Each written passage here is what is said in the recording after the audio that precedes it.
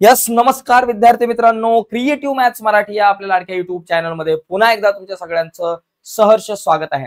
चर्चा करतोय इयत्ता 9वी गणित भाग 2 चं तिसरं प्रकरण, ज्याचं नाव आहे त्रिकोण। त्रिकोण या प्रकरणातला सराव संच 3.1 मित्रांनो आज आपण बघतोय। या अगोदरच्या व्हिडिओज मध्ये आपण पहिलं आणि दुसरं प्रकरण या दोन्ही प्रकरणांचे सराव संच आणि संकीर्ण प्रश्न संग्रह पाहिलेले आहेत। तर आज आपण सराव संच 3.1 बघूयात। तर जाऊयात पटकन पुढे जाण्याच्या अगोदर एक छोटीशी रिक्वेस्ट आहे, नवीन असाल आपल्या युट्यूब चॅनलवर तुम्ही आणि अजूनपर्यंत चॅनल सबस्क्राईब नसेल केला तर आत्ताच आपला चॅनल सबस्क्राईब करा आणि त्या बाजूला असलेलं बेलचं बटन दाबायला विसरू नका। तर जाऊयात पुढे। बघा, या ठिकाणी पहिला प्रश्न समजून घेण्याच्या अगोदर आपल्याला त्रिकोणाच्या बाह्य कोनाचं जे काही प्रमेय आहे, तर हे त्रिकोणाच्या बाह्य कोनाचं प्रमेय आपण समजून घेणं गरजेचं आहे। म्हणजे ऍक्च्युली हा एक गुणधर्म आहे आणि त्याचबरोबर आपल्याला त्रिकोणाच्या 3 कोनांच्या मापांची बेरीज 180 अंश असते, हा गुणधर्म। दोन गोष्टी माहिती पाहिजे। पहिली गोष्ट, त्रिकोणाच्या कुठलाही त्रिकोण असेल, त्रिकोणाच्या 3 कोनांच्या मापांची बेरीज, 3 कोनांच्या मापांची बेरीज ही किती असते बाबा? मापांची बेरीज बरोबर 180 अंश। ही गोष्ट तुम्हाला माहितीच पाहिजे, याच्याशिवाय पुढे जाता येणार नाही। ओके, आता बाह्य कोनाचा प्रमेय काय? समजा माझ्याकडे हा एक त्रिकोण आहे किंवा बाह्य कोनाचा गुणधर्म किंवा प्रमेय। या त्रिकोणाचं नाव आपल्याकडे आहे एबीसी आणि ह्या एबीसी चा एसीडी हा बाह्य कोन आहे। कोण आहे बाबा? एसीडी। कोण? एसीडी हा बाह्य कोन आहे, बरोबर? हा बाहेरचा कोन आहे, बरोबर? त्याच्यानंतर मग इथं 3 कोन आहेत, ते आतले आहेत। हा ए आहे, हा बी आहे आणि हा सी आहे समजा छोटा। हे 3 आतमधले कोन आहेत, हे अंतरकोन आहेत। पण या अंतरकोनांमध्ये सी हा जवळचा आहे आणि हे दोघ जण ए आणि बी लांबचे आहेत, दूरचे आहेत, म्हणून या दोघांना दूरस्थ अंतरकोन म्हणतात। काय म्हणतात? या दोघांना दूरस्थ अंतरकोन। तर या कोनाचं माप, बाह्य कोनाचं माप हे दूरस्थ अंतरकोनांच्या बेरजे इतकं असतं। म्हणजे कोन ए अधिक बी, एसीडी बरोबर कोन ए अधिक कोन बी। समजा ए चं माप 60 अंश असेल, बी चं माप 70 अंश असेल, तर काय झालं? 60 अंश अधिक 70 अंश बरोबर 130 अंश। तर हा जो बाह्य कोन आहे त्याचं माप 130 अंश असणार आहे। एक लक्षात घ्यायचं, या कोनाचं माप या दोन कोनाच्या मापांच्या बेरजे इतकं असतं। हा गुणधर्म माहितीच पाहिजे, कारण या गुणधर्मावर आधारितच बरीचशी गणित आपल्याला सराव संच 3.1 मध्ये दिलेत। तर चला आता प्रत्यक्षात सराव संच 3.1 कडे जाऊयात। पहिलं गणित काय की आपल्याला काय सांगितलं की कोन बी बरोबर 40, ए बरोबर 70। बघा, बी चं माप 40 आहे, ए बरोबर 70 आहे। तर मला काय सांगितलं? एसीडी चं माप काढायचं। कोन एसीडी, कोन एसीडी चं माप मगाशीच म्हटलं, एसीडी चं माप म्हणजे ए अधिक बी। इथं लिहायचं बाबा, साधी गोष्ट आहे, कोन ए अधिक कोन बी। इथं लिहायचं बाह्य कोनाचे प्रमेय। चला, बाह्य कोनाचे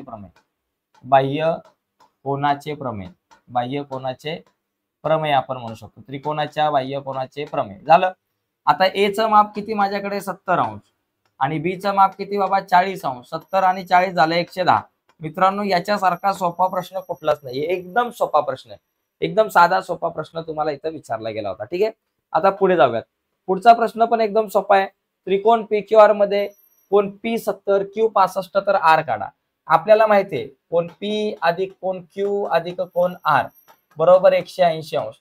त्रिकोणाच्या 3 कोनांच्या मापांची बेरीज 180 अंश असते। पी चं माप आहे 70, इथं लिहिलं 70 अंश। क्यू चं माप आहे 65, इथं लिहिलं 65 अंश, अधिक आर चं माप काढायचंय बरोबर 180 अंश। 70 आणि 65 किती झाले बाबा? 135 अंश झाले। 135 अंश अधिक कोन आर बरोबर 180 अंश। आता कोन आर आपल्या जाग्यावर, 180 आपल्या जाग्यावर, 135 अधिक आहे बरोबर चिन्हाच्या पलीकडे गेले, वजा 135 अंश झाले। आता कोन आर बरोबर 180 मधून 135 गेले, किती राहिले बाबा? 45 अंश। म्हणजे कोन आर चं माप किती झालं? 45 अंश। फक्त एक गुणधर्म माहिती पाहिजे, त्रिकोणाच्या 3 कोनांच्या मापांची बेरीज 180 अंश असते। आता 70 अधिक 65 अधिक 45 बघा किती होतं? 70 अधिक 65 अधिक 45, 5 आणि 5 10 चे 0, हातच्याला 1, 7 आणि 1 8, 8 5 13 आणि 1 14, 14 आणि 4 झाले 18, 180। या तिघांची बेरीज 180 अंश आले। पण अशा प्रकारे आपण काय करू शकतो? हा प्रश्न सोडू शकतो, एकदम सोपा आहे। त्रिकोणाच्या 3 कोनांच्या मापांची बेरीज 180 अंश असते, हा गुणधर्म आपल्याला वापरायचा आहे आणि तो वापरून आपण हे गणित सोडवायचंय। पुढे बघा, पुढच्या गणितामध्ये त्रिकोणाच्या कोनांची मापे आपल्याला दिले, x अंश, x वजा 20 अंश आणि x वजा 40 अंश। तर प्रत्येक कोनाचं माप काढा। मग इथं लिहायचं समजा आपण एक काम करू, त्रिकोण एबीसी मध्ये समजा आपल्याकडे त्रिकोण एबीसी आहे आणि या एबीसी मध्ये कोण ए चं माप समजा 1 अंश आहे, बरोबर, कोण बी चं माप समजा x वजा 20 अंश आहे, x वजा 20 अंश आहे, आणि कोण सी चं माप समजा x वजा 40 अंश आहे, बरोबर, x वजा 40 अंश आहे. अशा प्रकारे आता ही तीन कोणांची माप, एक x आहे, एक x वजा 20 आहे आणि एक x वजा 40 आहे. आता आपल्याला माहिती आहे त्रिकोणाच्या तीन कोणांच्या मापांची बेरीज 180 अंश असते, म्हणून या ठिकाणी लिहायचं कोण ए अधिक कोण बी अधिक कोण सी बरोबर 180 अंश झालं. कोण ए चं माप 1 अंश आहे अधिक बी चं माप काय बाबा x वजा 20 अंश आहे आणि अधिक सी चं माप आहे x वजा 40 अंश आहे झालं, बरोबर माझ्याकडे 180 अंश असणार आहे, कारण त्रिकोणाच्या तीन कोणांच्या मापांची बेरीज 180 अंश आहे, म्हणून ए अधिक बी अधिक सी बरोबर 180 अंश. ए चं माप आपण म्हटलं 1 अंश, बी चं माप म्हटलं x वजा 20 अंश आणि सी चं माप म्हटलं x वजा 40 अंश बरोबर 180. आता काय होईल बाबा, x अधिक x वजा 20 अधिक x वजा 40 बरोबर 180 अंश. आता बघा हा x अधिक हा x 3 वेळा x आहे म्हणून 3x वजा 20 आणि वजा 40 वजा वजा अधिक होतं, 20 आणि 40 60, मोठ्या संख्येचं चिन्ह म्हणजे जे सारखं चिन्ह आहे दोघांना वजा वजाचं तेच राहिलं, वजा 60 वजा 40 वजा 20 वजा 60 झाले बरोबर 180 अंश. वजा 60 हे बरोबर चिन्हाच्या पलीकडे गेले अधिक 60, म्हणून 3x बरोबर 180 अंश अधिक 60 अंश पकडा, बरोबर 3x बरोबर 180 अधिक 60 झालं, वजा आहे पलीकडे गेले अधिक 180 अधिक 60 झाले 240 झाले. मग x बरोबर 240 अंश आपल्या जागेवर 3 गुणिले इकडे आले भागिले 3, म्हणून x बरोबर 3×8=24. x बरोबर किती 3×8=24 म्हणून 80 अंश. x ची किंमत किती आली 80. आता x ची किंमत 80 आली. आता मला काय करायचं, या तीन कोणांची माप काढायची. मग पहिला जो माझा a कोण आहे, a चं माप 1 अंशाचे 1 अंश आणि x ची किंमत 80 म्हणून 80 अंश, बरोबर. x चं माप आलं, एका कोणाचं माप 80. दुसरा जो कोण b आहे तो आपण काय म्हटलं x वजा 20 अंश, बरोबर, x वजा 20. दुसरा कोण x वजा 20 आहे, x ची किंमत 80 आहे, 80 वजा 20 बरोबर किती झाली 60 अंश, आणि म्हणजे कोण b बरोबर 60 अंश, बरोबर. आणि तिसरा जो कोण आहे, बरोबर, एक कोण 60. आता समजा या ठिकाणी एक कोण तुमचा 80 अंशाचा आहे, दुसरा कोण 60 अंशाचा आहे, आणि तिसरा जो कोण आहे आपल्याकडं c, याला जरा रफ करू, कोण c बघा, कोण c चं माप काय x वजा 40, इथं लिहायचं x वजा 40 अंश.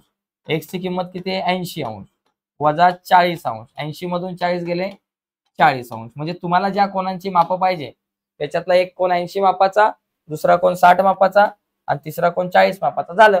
तर एकदम सोपं आहे, फक्त एक गोष्ट माहिती पाहिजे, त्रिकोणाच्या तीन कोणांच्या मापांची बेरीज 180 अंश असते. या गुणधर्माचा वापर करून आपल्याला सोडवायचंय, ठीक आहे. पुढे बघा, पुढचा प्रश्न, त्रिकोणाच्या तीन कोणांपैकी एक कोण सर्वात लहान कोणाच्या दुप्पट व दुसरा कोण सर्वात लहान कोणाच्या तिप्पट आहे, तर त्या तीनही कोणाची मापे काढा. बघा आता समजा त्रिकोण एबीसी मध्ये सर्वात लहान कोण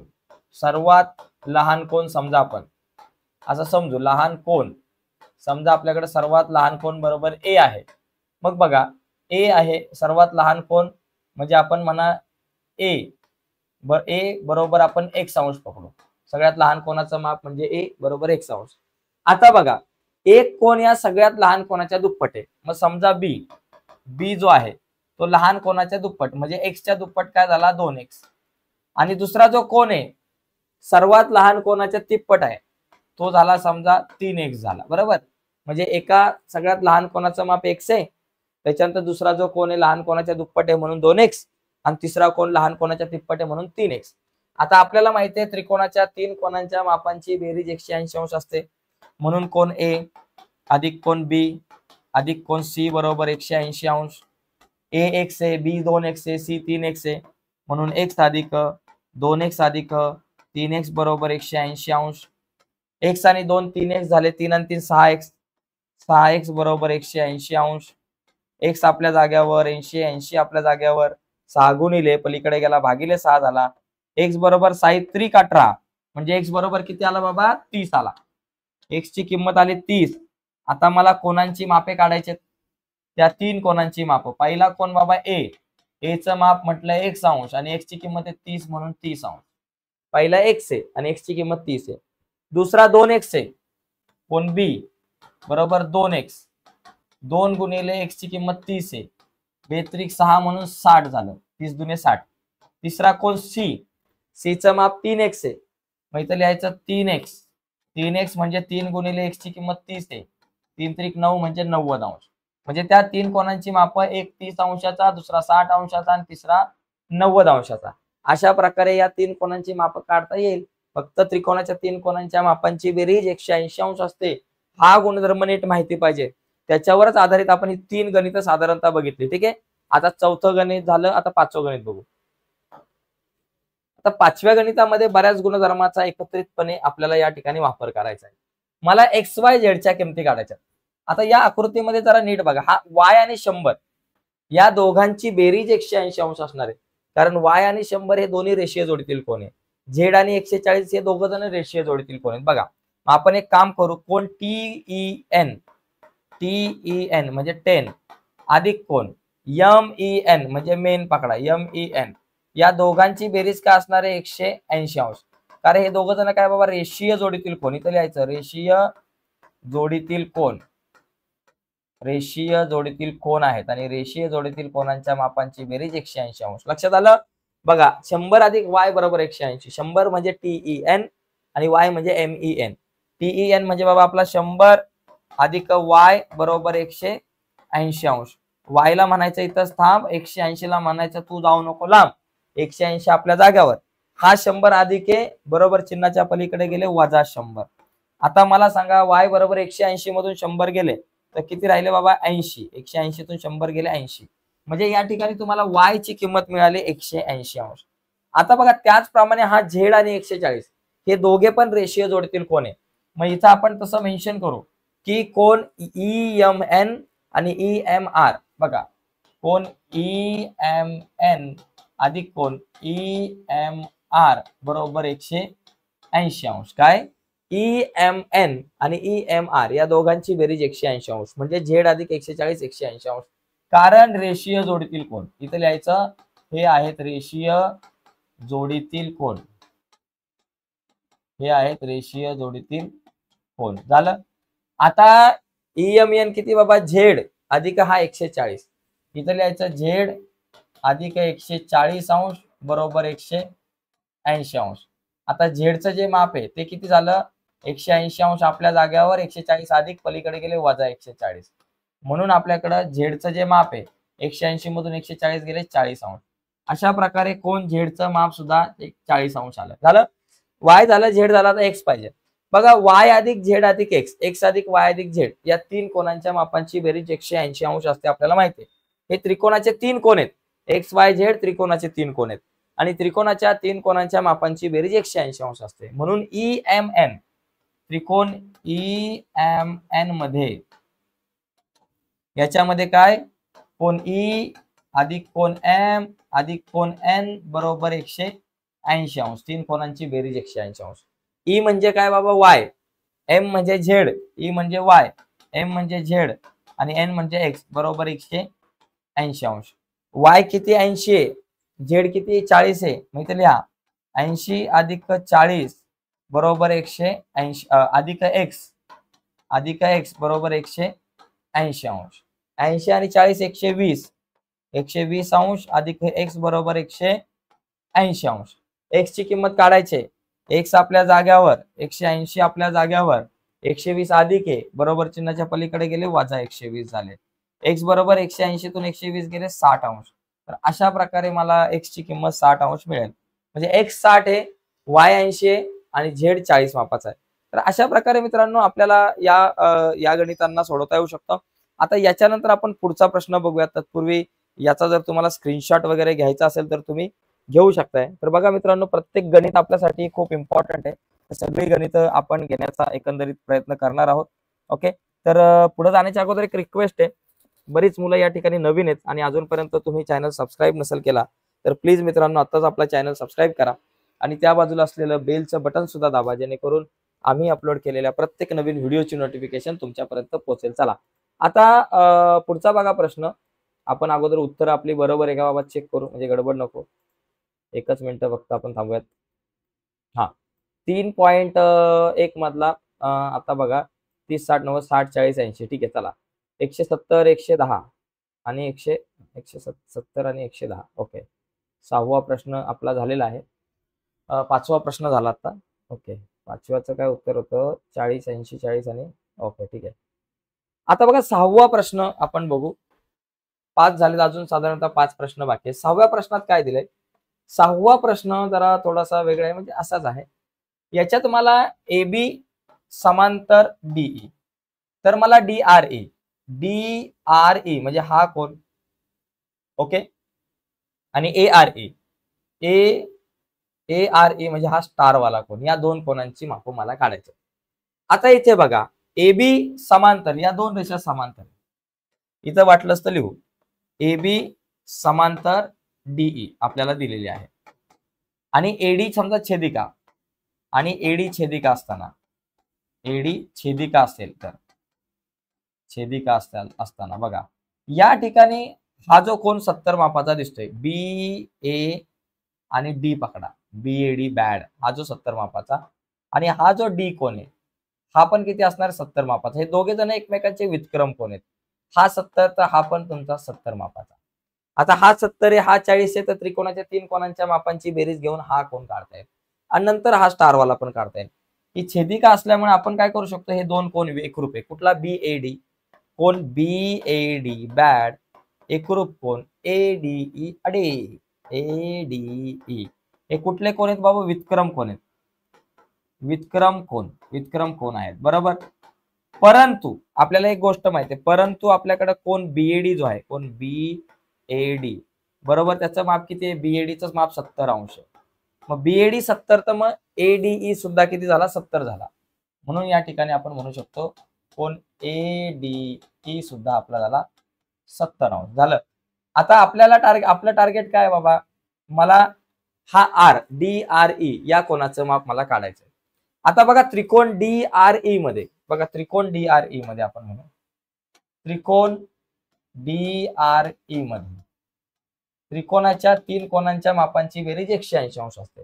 म्हणून कोण DRE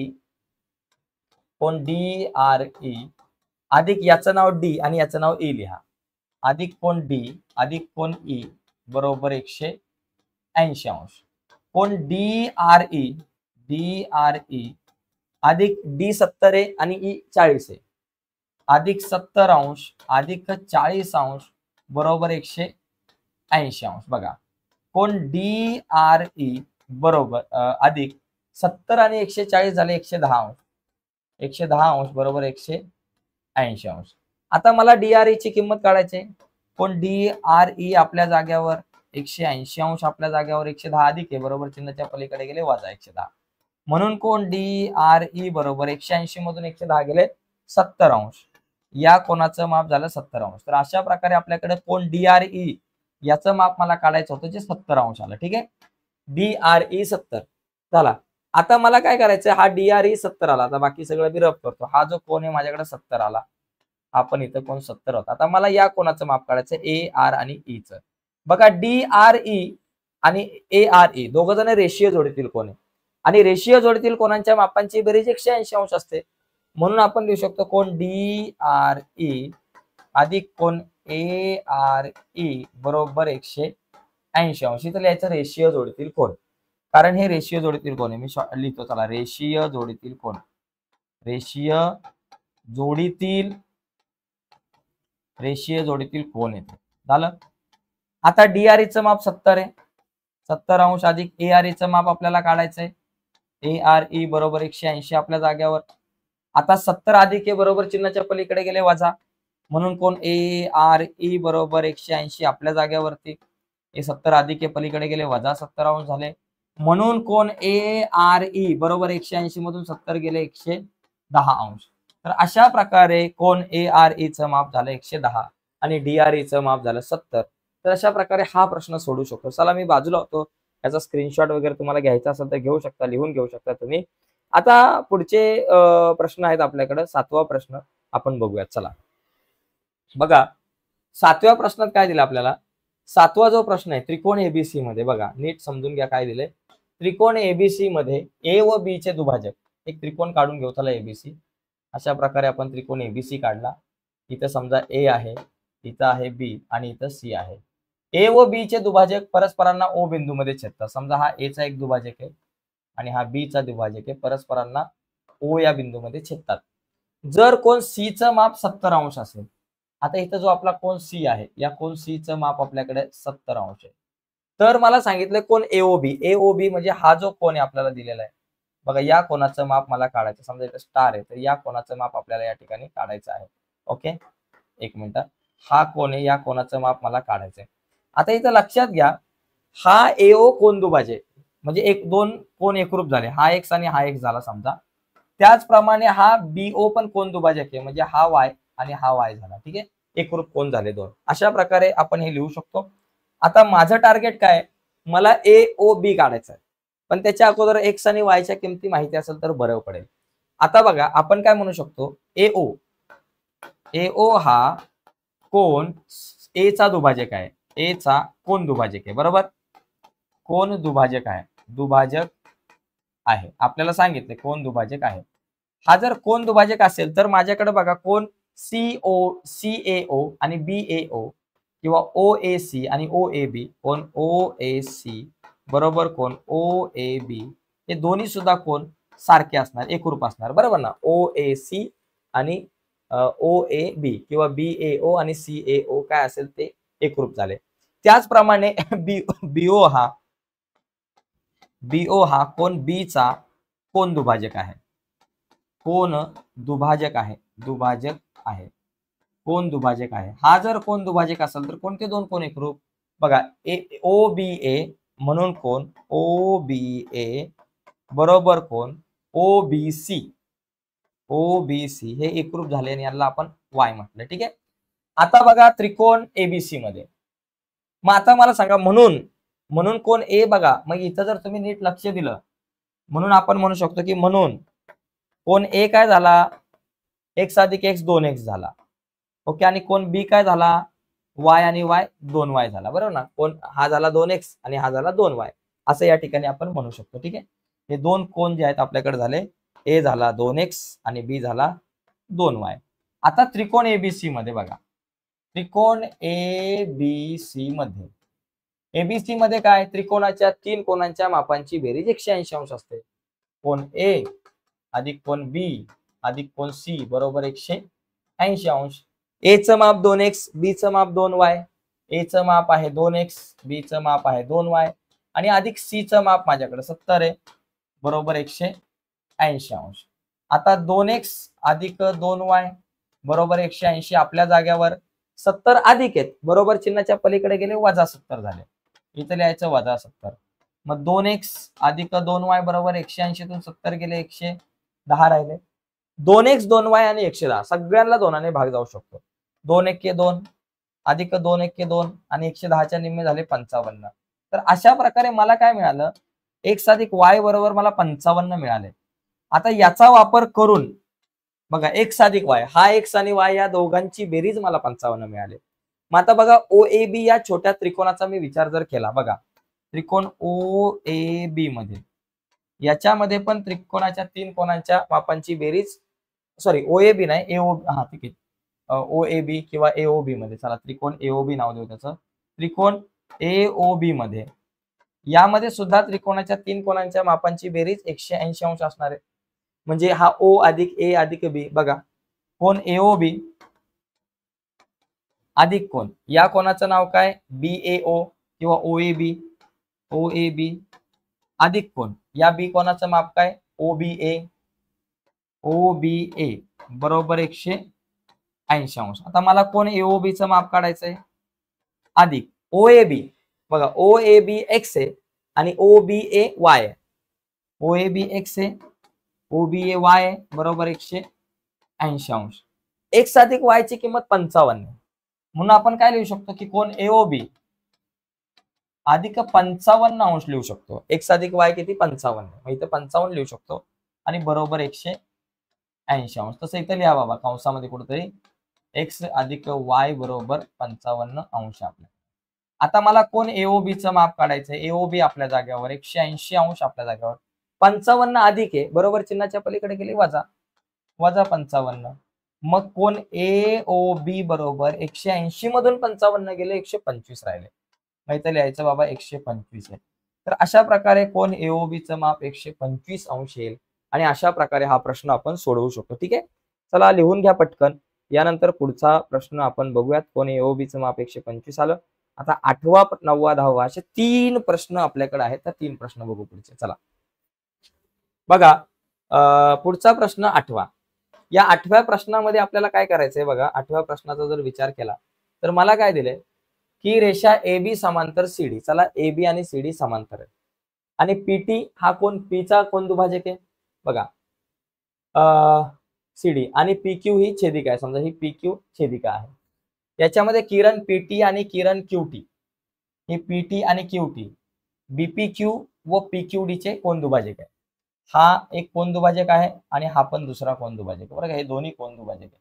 मग हे कोण दुभाजक असल्यामुळे काय होतं, इथे समजा कोण x झाला तर इथे पण मी कोण x होईल असं या ठिकाणी गृहीत धरतो. मी जरा आकृती या ठिकाणी जरा मोठी करतो बरं का. इकडं आकृती जर मोठी केली तर तुम्हाला समजून घ्यायला जरा सोपं पडेल. एकाच मिनिटात आपण आकृती मोठी करू. तर आकृती जर मोठी असेल तर आपल्याला जरा गणित समजेल व्यवस्थित. फक्त एकच मिनिट थांबा. एका 0 मिनिटात आपण आकृती पटकन मोठी करू. तत्पूर्वी जे विद्यार्थी नवीन आहेत आणि अजूनपर्यंत ज्यांनी आपला चॅनल सबस्क्राईब केला नसेल त्यांनी पटकन चॅनल सबस्क्राईब करून घ्या. म्हणजे मी अपलोड केलेल्या प्रत्येक नवीन व्हिडिओची नोटिफिकेशन ही सगळ्यात अगोदर तुमच्यापर्यंत पोहोचेल. ठीक आहे, चला आकृती जरा मोठी झाली की आपल्याला गणित जरा समजून घ्यायला सोपं पडतं. हे अक्षरं जरा छोटी करू वाटलंच तर, पण आकृती मोठी असणं गरजेचं आहे. ठीक आहे, चला झाली मोठी आकृती. मस्त आता आकृती दिसायला लागले सगळ्यांना. तर आता या आकृतीमध्ये जर आपण बघितलं तर आपल्याला काय दिलं. चला मी डायरेक्ट सिद्धता सोडवायला घेतो, सिद्धता लिहायला घेतो. सिद्धता आपल्याला सिद्ध करायच्यात ना काही गोष्टी, म्हणून सिद्धता सिद्ध करायच्यात म्हणून या ठिकाणी आपण सिद्धता लिहू. काय सांगितलं बघा, हा PT हा कोण दुभाजक आहे. मग हा 1 अंशाचा कोण असेल तर हा पण 1 अंशाचा कोण असणार आहे.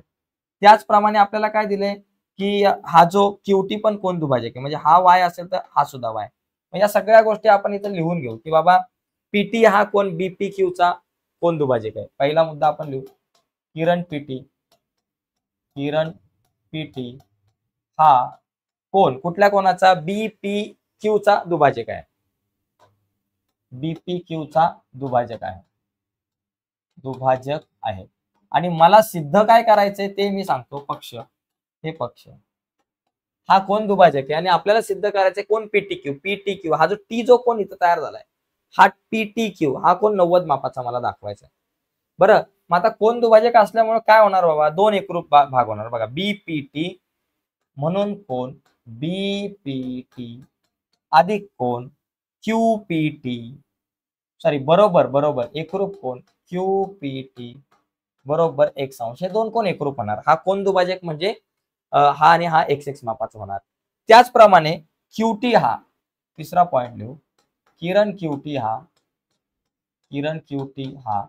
हा कुठल्या कोणाचा दुभाजक आहे. कोण DQP चा किंवा PQD चा दुभाजक आहे. हा कोण PQD चा दुभाजक आहे. ओके, दुभाजक आहे म्हणजे दोन भाग करतो एकरूप दुभाजक आहे. कोण दुभाजक आहे. हे पण कशामध्ये दिले बाबा, पक्षामध्ये दिले आपल्याला. म्हणून तुम्ही लिहू शकता की बाबा हे दोन कोण एकरूप आहेत YY म्हणजे DQT आणि PQT म्हणून कोण DQT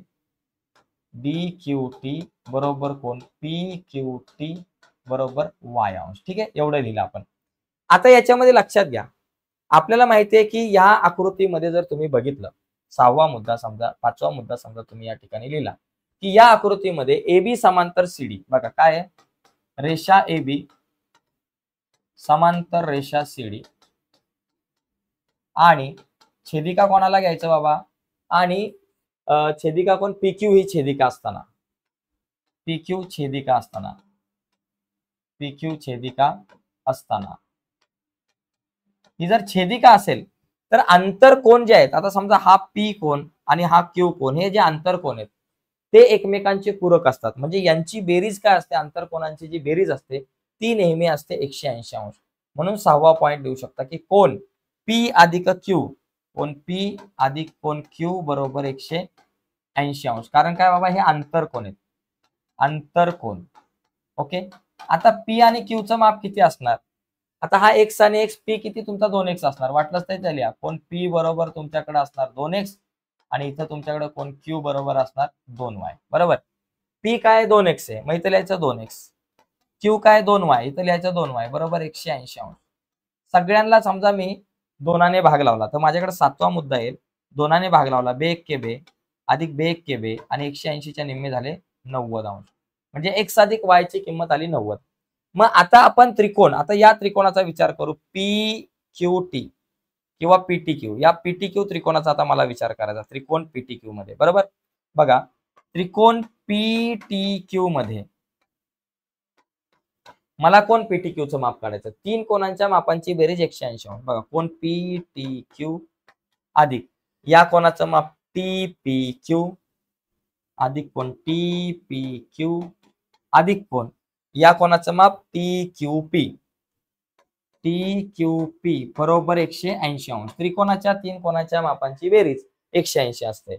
मग आता कोण पी टी क्यू अधिक टीपी क्यूचं माप एक्स आणि टी क्यू पीचं माप वाय. एका कोणाचं माप एक्स अधिक दुसऱ्याचं वाय बरोबर 180°.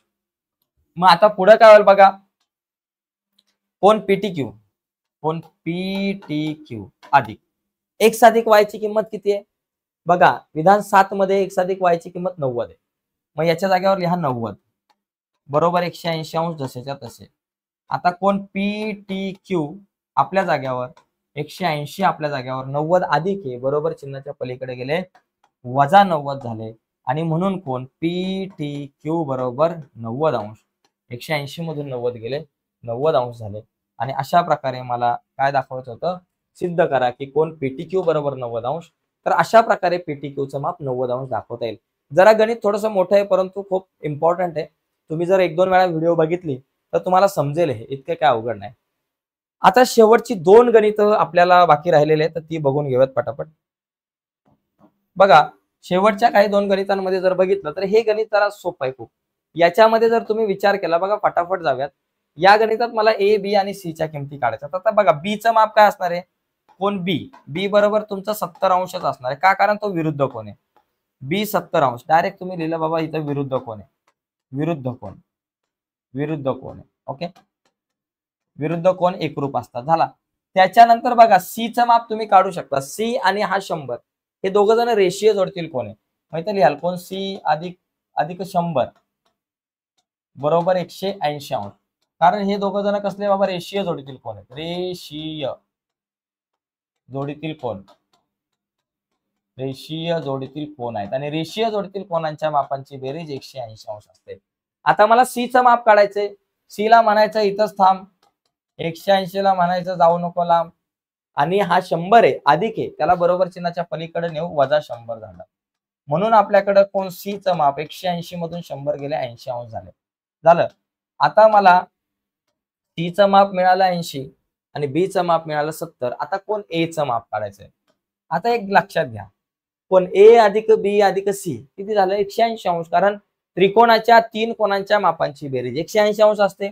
म्हणून कोण ए अधिक कोण बी अधिक कोण सी, कोण ए अधिक कोण बी अधिक कोण सी बरोबर 180°. ए चं माप आपल्याला माहिती नाही काढायचंय. बी चं माप 70 आहे, सी चं माप 80 आहे. माहिती लिहायचं 70° अधिक 80° बरोबर 180°. बरोबर. आता कोण ए 180 आणि 70 किती झाले बाबा, 80 आणि 70 झाले 150 बरोबर 180°. आता कोण ए आपल्या जाग्यावर 180 आपल्या जाग्यावर 150 अधिक आहे बरोबर चिन्हाच्या पलीकडे गेले वजा 150. मग 180 मधून 150 गेले म्हणजे ए ची किंमत राहिली 80. तर अशा प्रकारे मला ए ची किंमत काढता येईल. झालं. तर हा प्रश्न अशा प्रकारे सोडवू शकतो आपण. इथे ए चं माप 80, सी 30 180 मधून 150 गेले 30° झालं. चुकून माझ्याकडून इथं 180 लिहिलं गेलं, इथे ऍक्च्युली 30° पाहिजे. 180 मधून 150 गेले 30° राहिले. तर अशा प्रकारे एक ए 30 मापाचा, सी 180 मापाचा आणि बी 70 मापाचा कोण आपला तयार झालेला आहे. आता यानंतर आपला शेवटचा जो प्रश्न आहे तो आपण शेवटचा प्रश्न बघू. पण तो बघण्याच्या अगोदर एक रिक्वेस्ट आहे, बरीच मुलं या ठिकाणी नवीन दिसतात. अजूनपर्यंत तुम्ही जर चॅनल सबस्क्राईब नसेल केला मित्रांनो, तर पटकन आपला चॅनल सबस्क्राईब करून त्या बाजूचं बेलचं बटन झटकन दाबून टाका. बघा, आता शेवटचा एक लास्ट प्रश्न आहे, परंतु खूप महत्वाचा आहे. त्या प्रश्नामध्ये आपल्याला सिद्ध करायच्यात काही गोष्टी. पण त्याआधी पाणी पिणं गरजेचं आहे. बघा, हा जो प्रश्न आहे, या प्रश्नात जर आपण बघितलं तर मला काय दिलंय बघा, डीई समांतर जीएफ.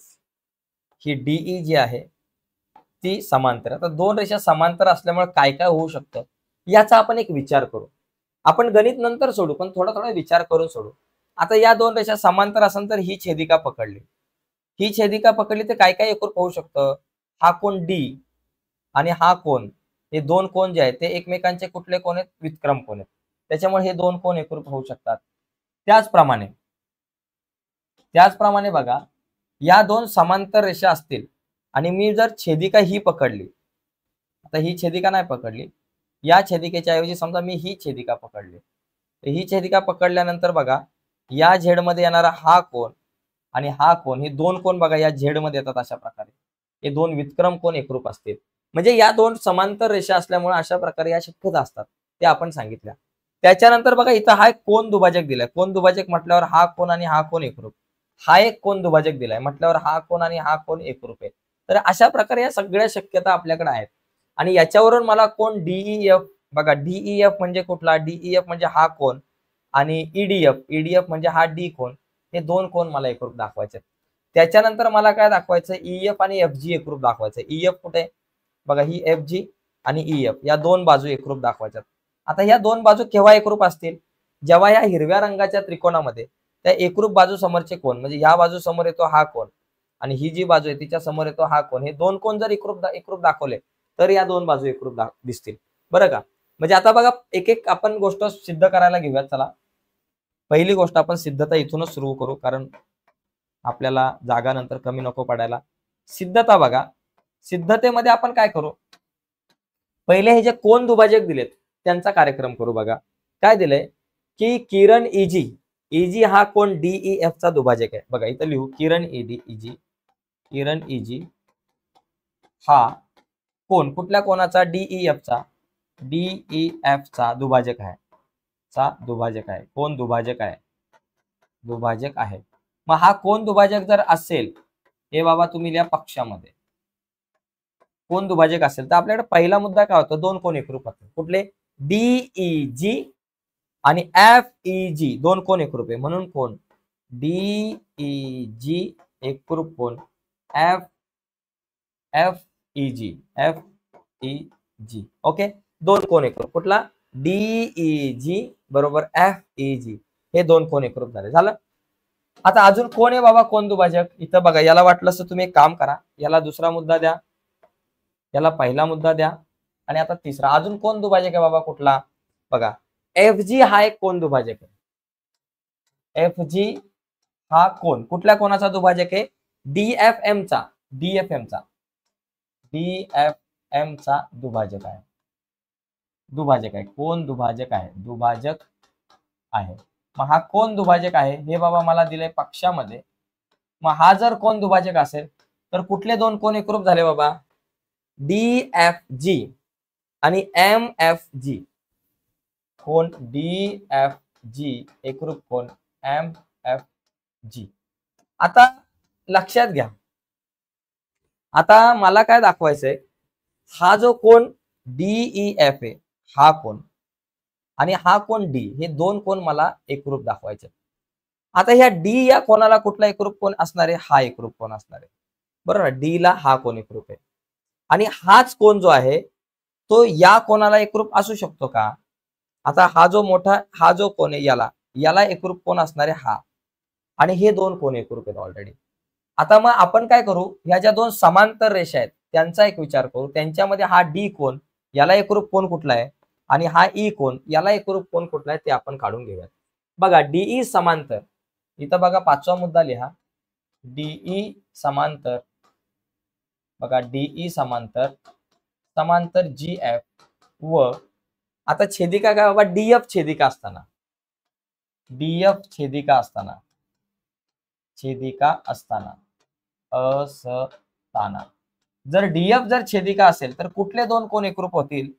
डीएफ जर छेदिका असेल तर बघा, ही रेषा आणि ही रेषा समांतर आहे, तर हा कोण डी आणि हा कोण, हे दोन कोण एकरूप आहे कारण व्युत्क्रम कोण आहे. डी चं नाव काय? ईडीएफ. कोण? ईडीएफ, एकरूप कोण कुठला? याचं नाव काय?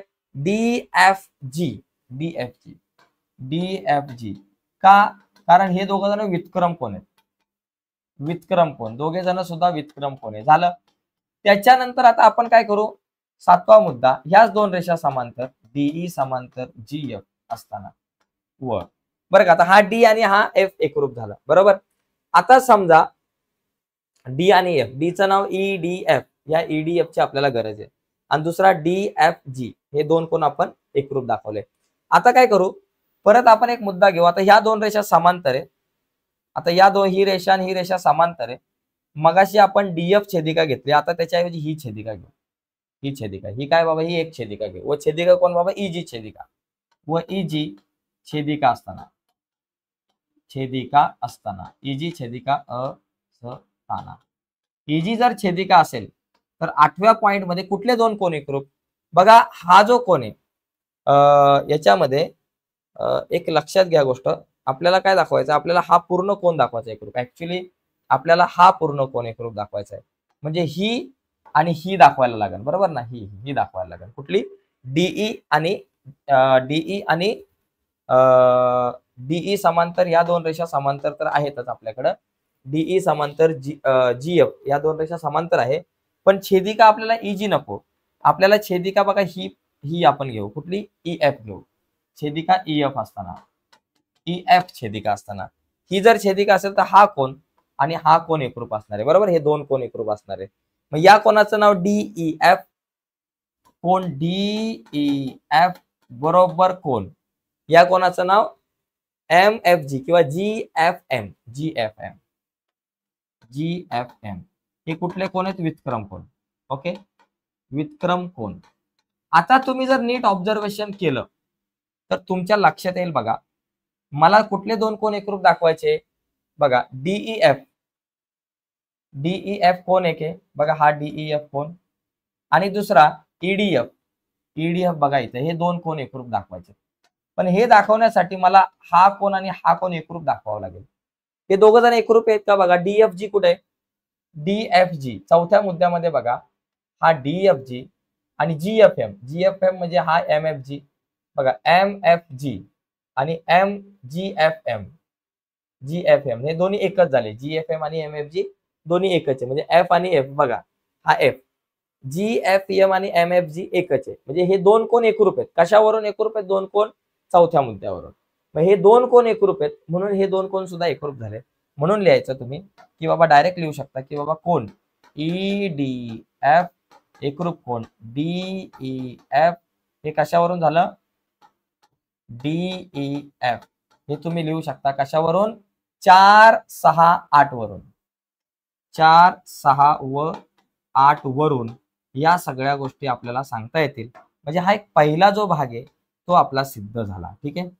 आता मला काय सिद्ध करायचंय बाबा? आता मला ही बाजू आणि ही बाजू एकरूप दाखवायचे. त्याच्यासाठी मला दोन कोण एकरूप दाखवायचे. कुठले दोन कोण एकरूप दाखवायचे? हा कोण आणि हा कोण. बघा, आता एक लक्षात घ्या, हा कोण आणि यांचा आधार आपण हा घेऊ. हे दोन कोण ऑलरेडी एकरूप आहेत, बरोबर. हे दोन कोण ऑलरेडी एकरूप आहेत. कशावरून? विधान 2 वरून, बरं का, कारण हा कोण दुभाजक आहे. आता मी काय करतो? हा कोण आणि हा कोण एकरूप दाखवतो. आता हे दोन कोण एकरूप आणि हे दोन कोण एकरूप, मग हे दोन कोण एकरूप होते. आता हा कोण आणि हा कोण एकरूप दाखवण्यासाठी बघा, ही एक छेदिका घेतली आणि या दोन रेषा तर समांतर आहेतच आपल्याकडे, बरोबर. आता व्युत्क्रम कोणानुसार आता परत बघा, डीई समांतर जीएफ, सॉरी डीई समांतर जीएफ. बघा, डीई समांतर जीएफ व आता छेदिका कोणाला घ्यायचं? इजी छेदिका असताना, इजी छेदिका असताना, छेदिका असताना, इजी छेदिका असताना, बरोबर. इजी छेदिका जर असेल तर आपल्याकडं कुठले दोन कोण एकरूप होतील? 10वा मुद्दा लिहा. कुठले दोन कोण एकरूप? एक आहे डीईजी कुठला डीईजी कोण, डीईजी एकरूप कोण, बरं का, डीईजी एकरूप कोण. आता याचं नाव काय, एफजीई, एफजीई, एफजीई कुठले कोण आहेत बाबा, हे व्युत्क्रम कोण. व्युत्क्रम कोण समजून घ्यायला थोडंसं अवघड पडेल, परंतु समजून घेणं गरजेचं आहे. बघा हा कोण आणि हा कोण, दोन कोण व्युत्क्रम कोण आहेत, बरोबर. म्हणून आता म्हणू शकतो आपण, आता त्रिकोण, आता कुठल्या त्रिकोणामध्ये बघा, हा आता बाकी सगळं आपण विसरून जाऊ आणि आता आपण बघा या त्रिकोणामध्ये विचार करू. हा जो त्रिकोण आपल्याला दिसतोय, हा या त्रिकोणामध्ये त्रिकोण कुठला, EFG मध्ये, त्रिकोण EFG मध्ये याच्यामध्ये कुठले दोन कोण एकरूप झाले. बघा तुम्ही जर 2 आणि 10 यांचा विचार केला तर बघा डीईजी आणि डीईजी हे दोघे सारखे आहेत. बघा डीईजी सारखे आहेत. हे दोन कोण जर एकरूप असतील तर याचा अर्थ माझ्याकडे हा जो FEG आणि FGE, बघा FEG कुठला, FEG म्हणजे हा कोण, आणि FGE कुठला, FGE म्हणजे हा कोण. हे दोन कोण एकरूप, या त्रिकोणामध्ये हे दोन कोण एकरूप झाले, बरोबर. त्यांची नावं लिहू.